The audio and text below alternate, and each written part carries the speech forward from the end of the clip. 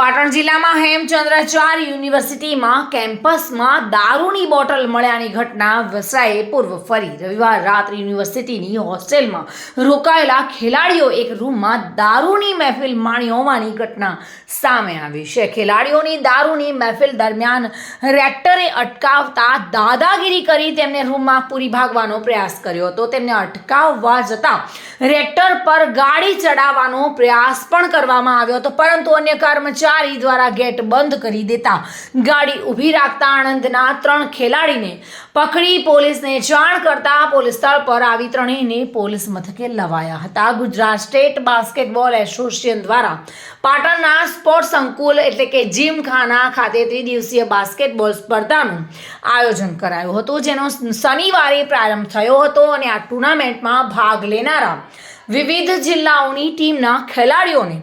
રોકાવાની વ્યવસ્થા યુનિવર્સિટીની રૂષા હોસ્ટેલ ખાતે કરવામાં આવી હતી. અંદાજે 6 જેટલા ખેલાડીઓ રવિવારે હોસ્ટેલમાં હતા, જેમાં કેટલાક ખેલાડીઓ એક રૂમમાં ઠંડા પીણા સાથે દારૂની બોટલો લઈને દારૂની મહેફિલ માણી રહ્યા હતા. આ બાબતે રેક્ટર લાલજી ઠાકોરના ધ્યાનમાં આવતા તેઓ રૂમમાં પહોંચ્યા હતા, જેમણે ખેલાડીઓને દારૂની મહેફિલ બાબતે મનાઈ કરીને તાત્કાલિક હોસ્ટેલમાંથી નીકળી જવા માટે કહેતા ખેલાડીઓ ઉશ્કેરાઈ તું તાળી કરીને દાદાગીરી કરવા લાગ્યા હતા અને તે દરમિયાન રેક્ટર બાજુના રૂમમાં જતા ખેલાડીઓ દ્વારા તેમને રૂમમાં જ બંધ કરીને ભાગવાનો પ્રયાસ કર્યો હતો અને તે દરમિયાન તેમણે બૂમાબૂમ કરતા હોસ્ટેલમાં હાજર અન્ય કર્મચારીઓએ રૂમ ખોલીને બહાર નીકળ્યા હતા, જેમણે દોડીને ગેટ પાસે મર્સિડીઝ કાર લઈને ભાગી રહેલા ત્રણેય ખેલાડીને રોકવાનો પ્રયાસ કરતા ખેલાડીઓએ કાર તેમની તરફ કરી કચડવાનો પ્રયાસ કર્યો હતો, પરંતુ તેઓ દૂર ખસી ગયા હતા અને આગળના મુખ્ય હોસ્ટેલનો ગેટ